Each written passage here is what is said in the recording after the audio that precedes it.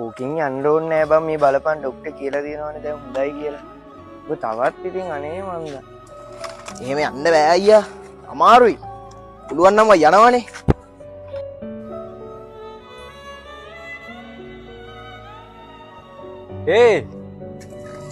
කොහෙද බං ගියේ? නෑ බං මම ડોක්ටර්ට පෙන්නන්න ගියා. අර බයික් එකෙන් වැටිච්ච එක තාම හොඳ නෑනේ. යකෝ දැන් අවුරුදු 3ක් විතර වෙනවානේ. උඹට තාම බැයිද බං ඇවිදින්න? බෑ අයියා. ඇවිදින්න බෑ. දැන් කොච්චර කල්ද? මාත් මේ try කරනවා බෑනේ. අනේ මුගේ බොරු බං. දැන් ડોක්ටර් කියනවා මුට හොඳටම සනීපයිලු. මුගේ මේ හිත තමයි හැමදේම කරන්නේ. ડોක්ටර් මොනවා කිව්වත් අයියේ මට බෑ. මමනේ දන්නේ අමාරුව. පල්ලි මේ කොහොම නම් හරියන්නේ නැහැ. උඹට බං ජීවිත කාලෙම මොහොම ඉන්න වෙන්නේ. උඹ try කරපන් මං නම් කියන්නේ. අනේ මුට කොච්චර කිව්වත් වැඩක් නෑ බං. මටත් ඉතින් පුළුවන් කාලයක් මම මුට කන්න දෙන්න. ඊට පස්සේ ඔය ඔහොමම හිටපු දෙන්න.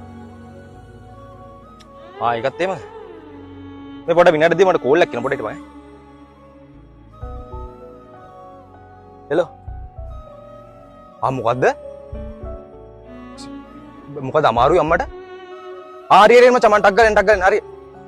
ඇයි බං අම්මට මොකද වෙලා තියෙන්නේ? නෑ අපේ අම්මට නෙමෙයි උඹලට අම්මට පොඩ්ඩක් අමාරුයිලු.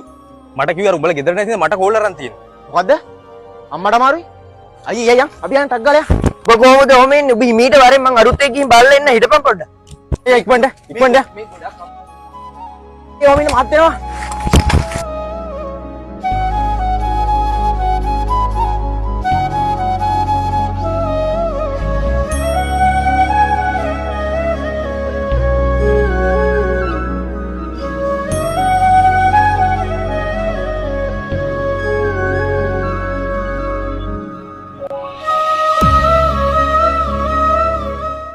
නැවතින්න වෙලාවක් නෑ බං වරෙන් යන්න.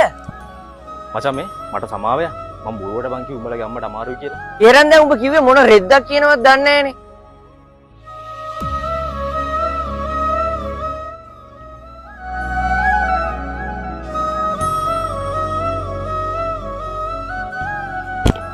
අයියා නැවතුනේ යන්න ටක් ගාලා.